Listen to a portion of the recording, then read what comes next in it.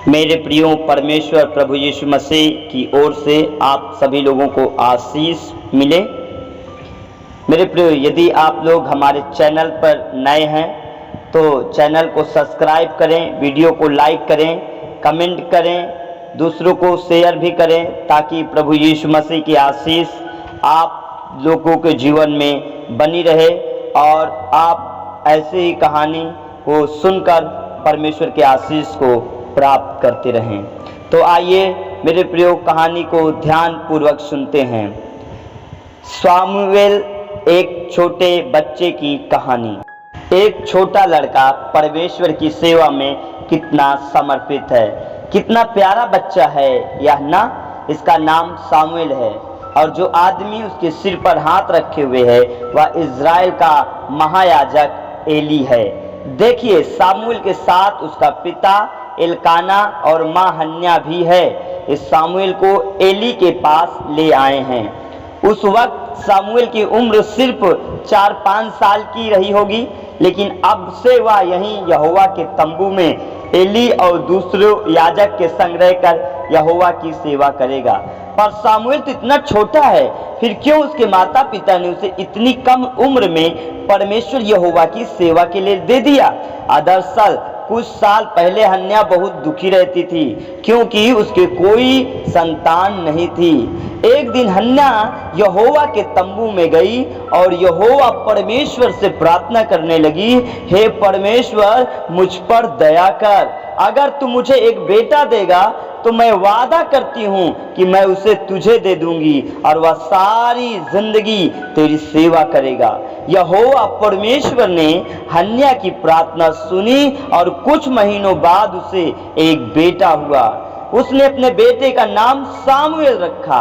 हन्या सामुएल से बहुत प्यार करती थी। वह उसे बचपन से ही परमेश्वर यहोवा के बारे में सिखाती थी। एक दिन हन्या ने अपने पति एलकाना से कहा, जब सामुएल थोड़ा बड़ा हो जाएगा और उसके दूध छुड़ाने का वक्त आ जाएगा, तब हम उसे यहोवा के तंबू में ले जाएंगे, ताकि वह वहां रहकर यहोवा परमेश्वर की सेवा कर सके। जब सामुएल थोड़ा बड़ा हो गया तो हन्या और एलकाना ने उसे यहोवा के तंबू में ले गए। सामुएल को उसके माता पिता ने बड़ी अच्छी तरह यहोवा के बारे में सिखाया था, इसलिए वह इस बात से बहुत खुश था कि अब से वह यहोवा के तंबू में सेवा करेगा। हन्या और एलकाना हर साल यहोवा के तंबू में परमेश्वर की आराधना करने और उसकी उपासना करने को जाते थे। अपने बेटे से मिलने के लिए भी जाते। हर बार हन्या अपने बेटे सामुएल के लिए बिना बाह का एक कोट बनवा कर ले जाती थी। सामुएल यहोवा के तंबू में सेवा करते करते कई साल बीत गए। उसे यहोवा और सभी लोग बहुत प्यार करते थे, मगर महायाजक एली के दोनों बेटों होपनी और पिनास को कोई पसंद नहीं करता था, क्योंकि वे याजक होकर भी बुरे काम करते थे। उस पर से दूसरों को भी यहोवा की बात मानने से रोकते थे। ऐसे में एली को अपने बेटों को याजक के पद से हटा देना चाहिए, मगर एली ने ऐसा कुछ भी नहीं किया। यहोवा के तंबू में बहुत गलत काम होने लगे, फिर भी सामुएल ने यहोवा की सेवा करनी बंद नहीं की। उस समय बहुत कम लोग सच्चे दिल से यहोवा परमेश्वर से प्रेम करते थे, इसलिए उस काफी समय से यहोवा ने किसी इंसान से बात नहीं की थी। जब सामुएल थोड़ा बड़ा हुआ तो जानते हैं क्या हुआ? एक दिन सामुएल तंबू में सो रहा था कि उसे किसी ने पुकार कर आवाज सुनकर सामुएल को जगाया और बोला, मैं यहाँ हूँ। फिर वह दौड़ता हुआ एली के पास गया और उससे पूछा, आपने मुझे बुलाया है? एली ने कहा, नहीं। तो जाओ, जाकर सो जाओ। सामुएल फिर से सोने चला गया।